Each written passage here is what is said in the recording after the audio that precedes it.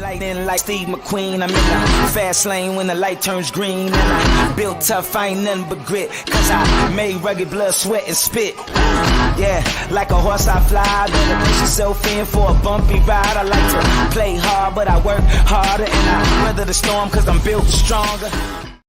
What is up, ladies and gentlemen? We are back. We are live. It is the Freight Coach Morning Show, the top morning show in transportation, coming to you guys every single weekday, 8:30 a.m. Pacific, 10:30 Central, to break down some industry headlines and, most importantly, provide some actual insight into what you can do with all of this information. If this is your first time tuning in, welcome. This is the real side of freight, you guys. I do this weekday live show, and I also have my twice a week long form podcast, which is available on iTunes and Spotify. Coffee with the Freight Coach is where you can find it. And again, you guys, I only speak to transportation professionals, all right? I only speak to people who are in this industry because at the end of the day, you guys, we're here to provide actual education and insight that you can apply, utilize, and see a meaningful difference in your business and your life out there. It's one of the many reasons why I proudly fly this American flag behind me every single day. Not only is this the greatest nation on earth, but I'm living my American dream, and I want to help each and every one of you guys live your American dream as well. Going to do another solo show today. You know, again, you guys, this holiday hangover is a real thing. You know, a lot of things are up and going. I'm really busy right now, but you know what? This is all kind of tied together with where things are going. But before we get into the show, as always, you guys, I got to give a shout out to my friends over at VHub. You guys, vhubapp.com. Whether you're a broker, carrier, or a shipper, it doesn't matter. We all need access to trailers at some point in time. And especially for my drivers out there, my one truck operators, my small fleets, you should never have to shut your operation down because you guys have a truck in the or a trailer in the shop. And the best part, you get paid to move these trailers. So with what they're working on right now, you guys, they got Paragould, Arkansas going to Orting, Washington, which is just outside of Tacoma. And that's $1,550 US to move that, you guys. That's on top of the revenue that you get by loading out that trailer. They also have Milton, Ontario, going to Montreal, Quebec. You get $250 Canadian for that. They have Galt, California, going to Hutchins, Texas for $500 US. And they have Winnipeg, Manitoba to Vaughan, Ontario for $500 Canadian. And then finally, you guys, they got a flatbed out in Macomb, Mississippi, needing to go to Brighton, Colorado. $1,600 US to move that. And again, as always, that's on top of the revenue that you get by loading out that trailer. So hit them up, you guys, vhubapp.com. My friends Xavier Campos and Stacy Steen, they'll be in the audience. Just do me a favor, you guys, let them know that the Freight Coach sent you. All right. We have some comments. Pat Green, what's up? Good morning to you. Patrick Provance, what's up? Good fucking morning to you too. April Maroney, let's fucking go. Good morning to you, April. Thanks for joining as always. Dylan Turner, what's up, my dude? Thanks for jumping in. Zach Williams is here. Good morning, Zach. And hey, you guys, you know what? If you guys want to become an independent freight agent, hit up Zach. You guys, he's with SPI Logistics. Take control of your financial future. Jump in. Get on it. Get on it. I like it. Whitney Young, what's going on, my man? Thanks for joining. As always, it's a good day to be in America's freight industry. Amen to that, brother. Cassandra, she says, contact me for loads out of Quebec. Anybody who needs freight out of Quebec, hit up Cassandra. Matt Kane, what's up? Happy New Year. Thanks for joining in today. I appreciate you joining. Vitaly, my Canadian brother. What is up, my dude? Thank you for joining me today, Vitaly. As always, Drew Driscoll, Axel Logistics in the house. We are getting after it today. We are at Rick Wooten. Good morning to you as well. Thank you for joining. We are at day 194 of the Freight Coach Tally. And I bring this stuff up every single day, you guys, because these are the core fundamental issues of this industry that I know that we can't stop talking about. You know, access to facilities. You know, drivers should, for the love of God, have access to showers, right? Like they should have access to adequate food out there and stuff too. And that's not happening, as well as truck parking.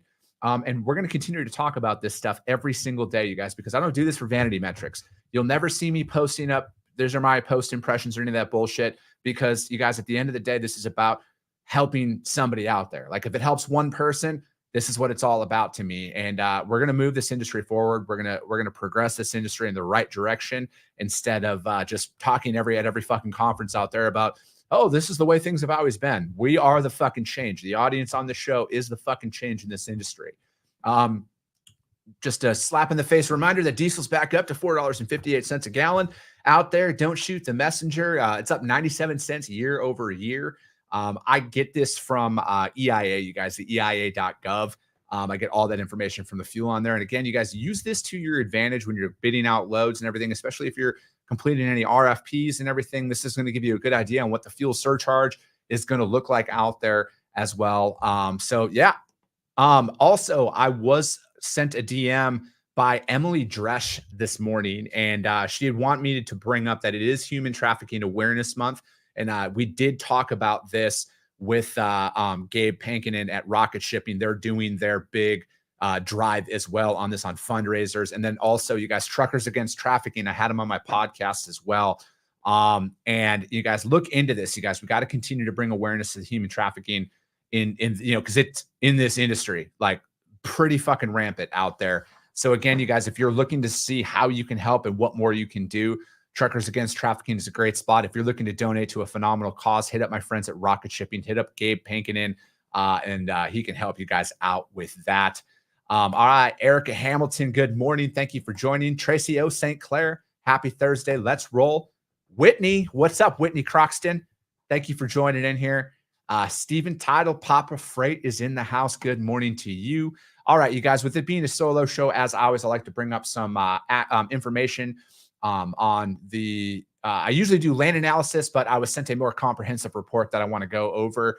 That the number of loads that were posted on DAT increased 9% to 1.9 million loads last month. It was the second highest weekly number since the middle of October. And at almost 900,000 of them were dry van loads, which rose 4.1% comparative to the previous week. Reefer posts increased 44% to 664,000 as well. But activity was down 48% compared to the same time a week ago or a year ago. And then the number of flatbed loads fell 18.7% to 354,000, which is 84% lower than the first full week of 2022 when there was 2.2 million loads out there. And then capacity declined. The number of truck posts fell 30%. That's the lowest weekly total in 2022 and historically low over the last 6 years. Dry van equipment posts fell 30%, reefers decreased 25%, and flatbeds decreased 37%. And then that also made the loads to truck ratios increase and everything out there. So again, I think a lot of the with the decline in trucks, obviously that has a lot to do with carriers taking the holiday off and everything. But again, you guys, this is very pertinent information that's out there. I think it brings in a lot of these drastic drops that you see is like there's not a massive rush of freight this year compared to last year like there was. So, it was a very much of a normalization. And I found an article, this was from a couple weeks back, but we're going to talk about this, about how some retailers actually love having high inventory levels. So we're going to break that down here and we're going to get into these articles. And Vitaly, I appreciate that. Thank you, sir. He says it's never a solo show. We are here with you. I can feel your presence, V. Sonny Sharma, good fucking morning. Checking it. Yeah, dude, the bomb cyclone going out in Cali right now, dude. It's kind of spilling over here into Arizona, bro. It's getting a little damp over here as well, man. But all right. First article we are going to break down today.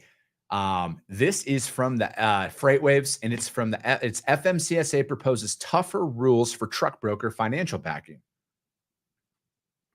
Brokers to risk suspension after 7 days if monetary security falls below 75,000. The FMCSA is proposing more oversight of truck brokers and freight forwarders and the surety, bond, and trust companies that back them in an effort to ease monetary pain they can inflict on motor carriers. The FMCSA believes that most brokers operate with integrity and uphold contracts made with motor carriers and shippers, the proposal states. However, a minority of brokers with unscrupulous business practices can create unnecessary financial hardships for unsuspecting motor carriers. I'm going to stop right there and say, I wonder what percentage of them are double brokers who fuck over carriers. And I wonder why the FMCSA does nothing to try and fucking curb this, like at all. So before we go after because again, when you lead in with the most brokers operate with integrity, I would say that the overwhelming majority of brokers operate with integrity when it comes to paying carriers. Now, not everybody does, but again, I think the minority of brokers that they're talking about here with unscrupulous business practices are probably the fucking double brokers that the FMCSA blatantly refuses to do anything about. Blatantly refuses to do anything about. There is nothing else that needs to be said about that. So why don't we address that? Let's address that. Okay. OIDA has complained to the FMC of those hardships, and comments filed in 2018 to an advanced rulemaking proposal on the issue. The group pointed out that the legislative statute known as MAP-21, signed into law in 2012, increased the amount of broker bonds to a minimum of $75,000. But raising the bond to this amount did not stop brokers from continuing to steal transportation services in excess of the bond amount. It's critical that the FMCSA's final rule implements the imperatives and timeless provided in the statute to act quickly by suspending a broker's authority before the broker's non-payment to motor carrier results on its bond or trust in an aggregate amount of more than $75,000. In the proposed rule to be published in the Federal Register on Thursday, FMCSA will consider regulatory modifications in 5 areas: assets readily available, immediate suspension of broker/freight forwarder operating authority, surety or trusts responsibilities in case of broker, freight forwarder, financial failure, or insolvency, enforcement authority, and entities eligible to provide trust funds or trust fund filing known as BMC-85. The FMCSA proposes allowing brokers or freight forwarders to meet regulatory requirement to have assets readily available by maintaining trusts that meet certain criteria, including that they can be liquidated within 7 calendar days. The proposal also stipulates that financial security falls below $75,000 when there's a drawdown of the broker, freight forwarder, surety bond, or trust fund. Again, I think to go up to their points here, assets readily, immediate suspension of a broker, freight forwarder, operating authority. Again, the people who are probably, I'm not saying, again, there are some brokers out there that non-payment for whatever issue. And again, that's going to be a part of this. But I think the overwhelming majority of these come from double brokers, which the FMCSA is failing to even bring up here. So a $75,000 bond is fucking irrelevant to these guys who go out there, they take these loads, they tender them over to a carrier, the carrier does the load, doesn't get payment, and files against a bond that's not even a fucking real company. They don't give a shit about this. This is not going to do anything to stop it. And it's stuff like this that just absolutely fucking drives me up the wall. Like, this is absolutely insane to me. So because again, it talks about the drawdown and everything else. Like, I don't think anybody who's a double broker or anybody who's actually doing this gives a fuck about the $75,000 surety bond. They're breaking the law blatantly. They're fucking criminals. So they're not, like, none of this is even going to do anything to stop it until the FMCSA does their job and does something about double brokering. All right. In addition to implement a requirement for suspending a surety provider's authority, the agency would first provide notice to the suspension out there, followed by 30 calendar days for the trust provider or the surety provider to respond.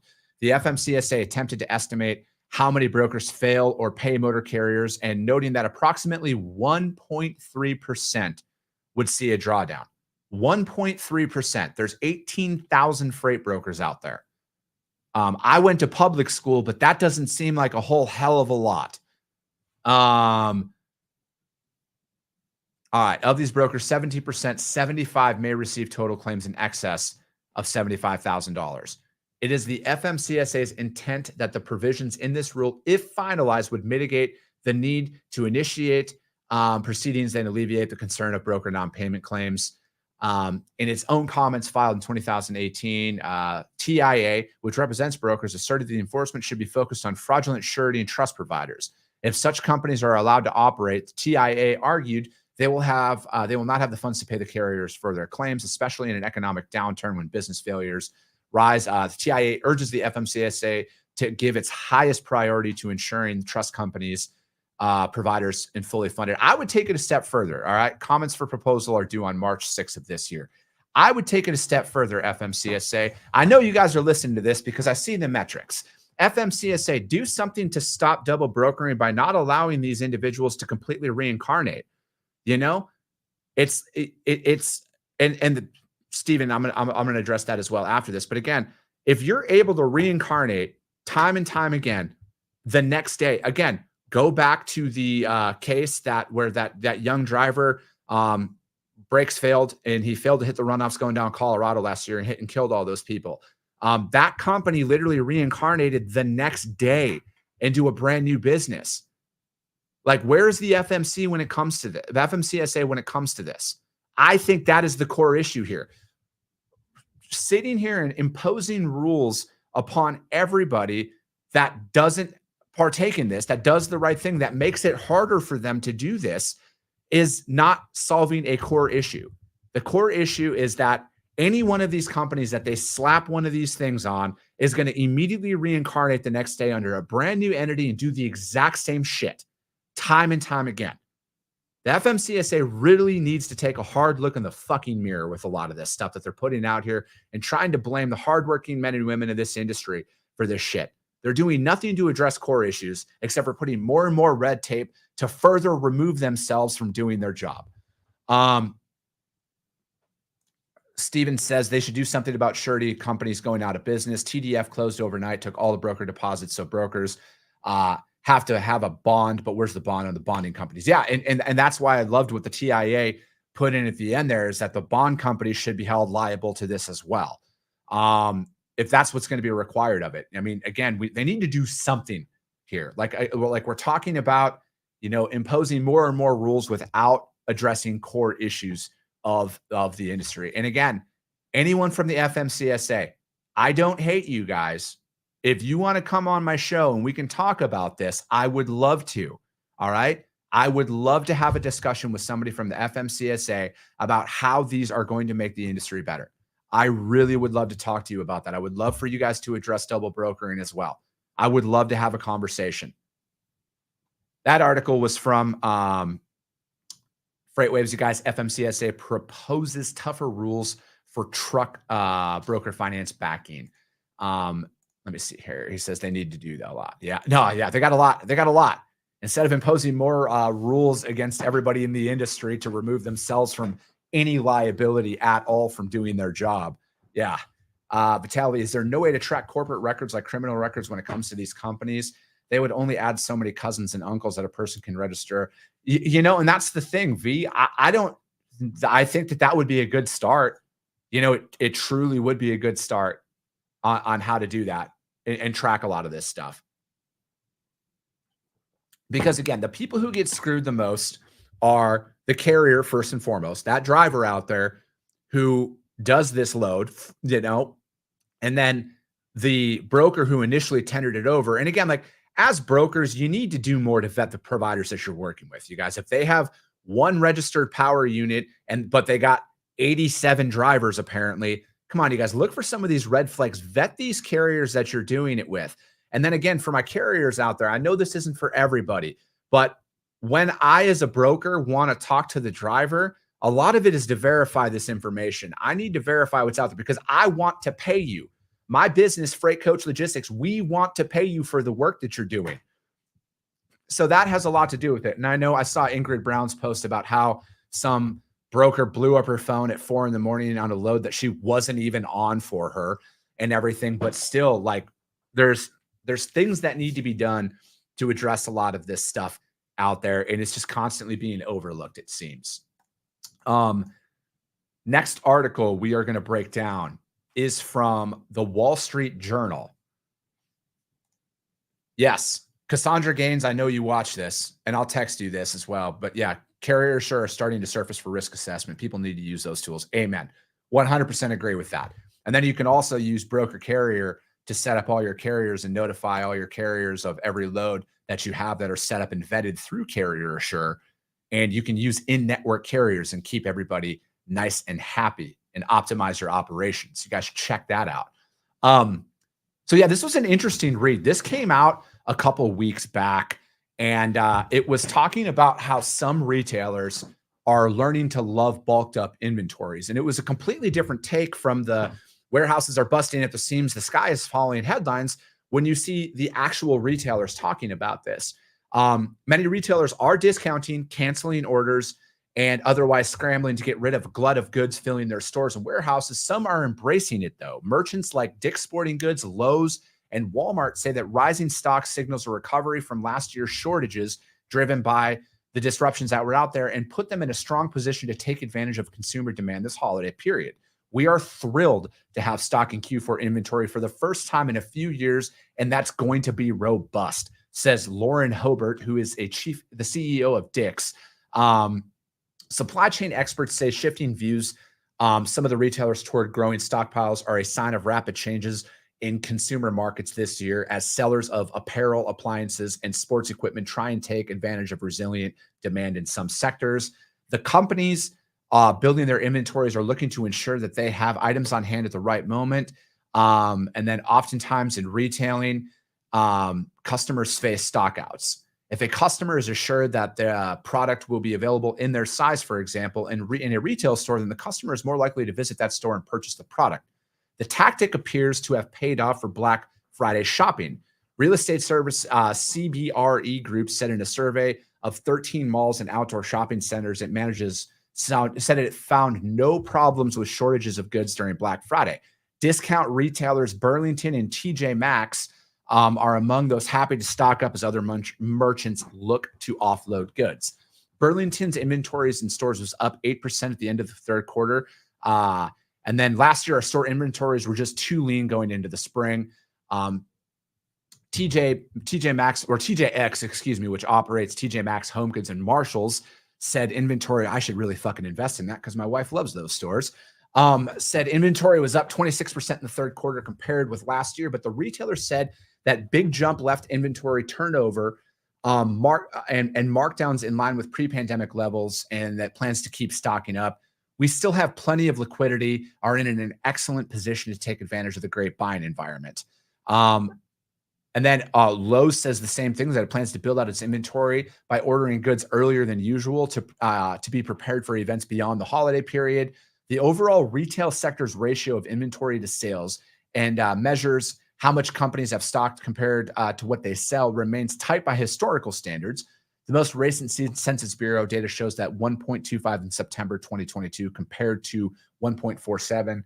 Again, it's I think that this is an interesting take on this. And Whitney, you might be referring to the inventory thing here. I truly do, because when you hear a lot of other headlines out there, and again, this is from a few weeks ago, but I just thought it was an interesting read to hear people that were proponents of higher inventory levels. And it's easy for people to sit back and look at data and be like, oh, that's a fucking nightmare, but they're not in the trenches. They're not the ones who these last 2 or 3 years have had an inventory shortage that's out there and that has actually affected earnings and everything else. And again, it's the give and the take aspect of this, but let me see. God, Jason Miller's in here.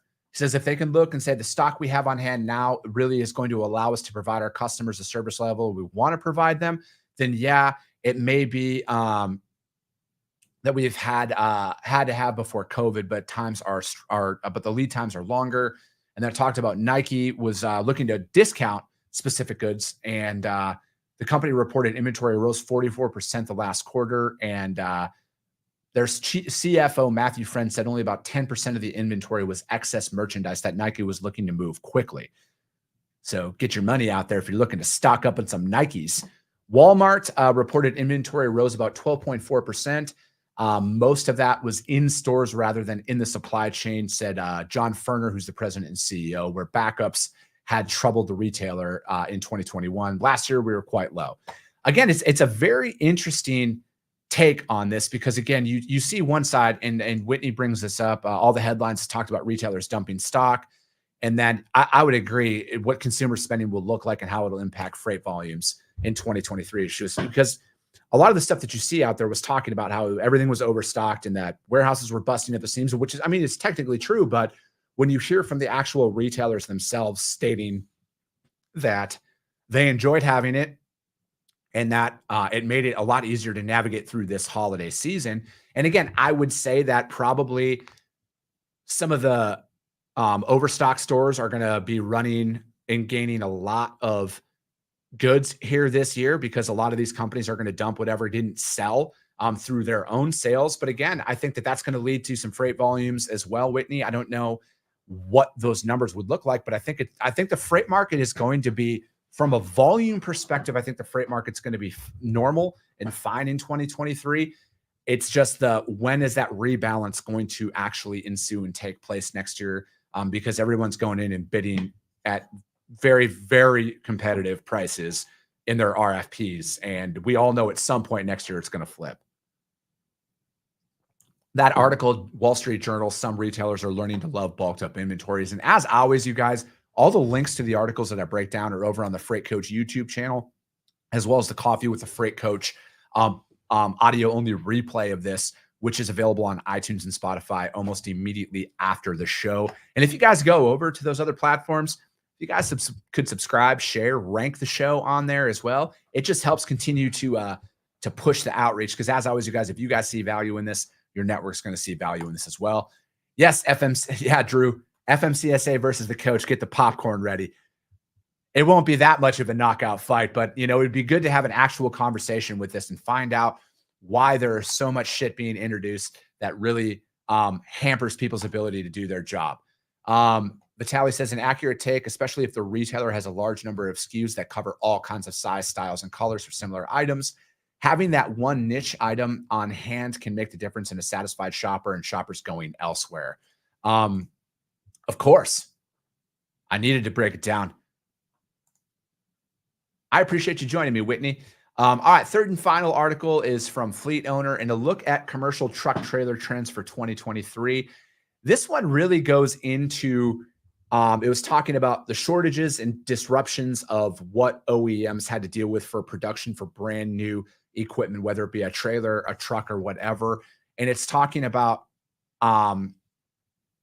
so it brings up the amount of Class 8 trucks on the road in 2023, impacted by the current economic situation after non-vocational Class 8 truck sales rebounded from 168,000 in 2021 to almost 200,000 in 2022. Next year, they will dip to about 174,000. For now, business activity in the trucking industry rolls on, seemingly unfazed by higher interest rates. That said, we expect this dynamic to shift as the Fed continues to aggressively push and subdue inflation. The company outlook, going on and talking about this. What's funny is, so I was talking, my godfather still drives, and we were, I was talking with him because him and my old man, when my old man was just got out of the army, he bought I think he had his first truck, and then he ended up buying 4 other trucks as well. My dad had a small fleet at that time, and talking about interest rates now, back then they were like 18%. Back in the early 80s, it was 18% to finance a truck back then. So it's interesting to hear this perspective throughout this article, which again, if you're out there looking to buy a new truck, buy a new trailer, trade in and swap new equipment or anything like that, this is a very good read for you. There is a lot of good information in this one. And that article, obviously, you guys, was from Fleet Owner. A look at commercial truck and trailer trends for 2023. It's a long one. I don't have time to break down the entirety of the article, but the overall summary of it is it gives a very detailed description about how things are going to operate if you're in the market for buying new equipment next year and what things are going to look like. But yeah, you guys, that's that article, fleetowner.com. A look at commercial truck trailer trends for 2023. Scott, the freight sensei, good morning. Catching at the end, but wanted to hop on and say congrats on Freight Coach Logistics. Thank you, sir. I appreciate that. Yeah, you guys, as a lot of you guys who are watching, and I announced that yesterday. It's been in the works for a few months now. And again, I needed to get back in. Freight Coach Logistics is up. It's fully functional. I'm an agent with SPI Logistics, and I'm working with them. I'm very, very grateful for the opportunity and to build out my dream and partner with them on this. And, again, you guys, I wanted to bring more validity. You guys have probably heard me talk in the last year how I'm going to get more bold with my content. I'm going to get more and more in depth with my stuff. And, a lot of it, I've just been itching to get back in it. And there was no other better opportunity than to get back in it and do it on my own and do it for myself. And, again, all the content that I ever put out there, you guys, is what we are doing, what we are going through inside of my organization and how we are handling market shifts and everything. So again, the shows are going to continue. I'm still going to go live every single weekday. I'm still going to put out 2 weekly podcasts on the industry as well, you guys, because it's all about adding value out there, because there's enough freight and success for all of us in this industry. And if us putting out best practices continuously is going to help elevate the industry, it's going to make our drivers more money, us and help our shippers out as well and run more efficient operations. And then we can build up a better industry. That's what it's all about to me. We're going to continue to put best practices out there. We're going to continue to be more and more in depth about what we're doing, how we are doing it, and how we are building from a sales perspective and everything. I'm going to go through and go over my prospecting journey and how I'm building up my book of business, customer feedback, and everything. Because if that helps somebody out there, that's what it's all about to me. If it only helps one person, that's what it's all about to me. So that is it for today, you guys. Appreciate that, Drew. And David K., good morning and congrats. I appreciate that, David. Thank you. But that's it for today, you guys. The Freight Coach Morning Show. We'll be back tomorrow, 8:30 a.m. Pacific, 10:30 Central, to break down some industry headlines. And as always, if you guys saw value in this, share the show. Subscribe, rank it, share it, get it out there, you guys, because if you guys see value in this, your network's going to see value in it as well. I appreciate you guys. I love you guys, and we'll be talking to you soon.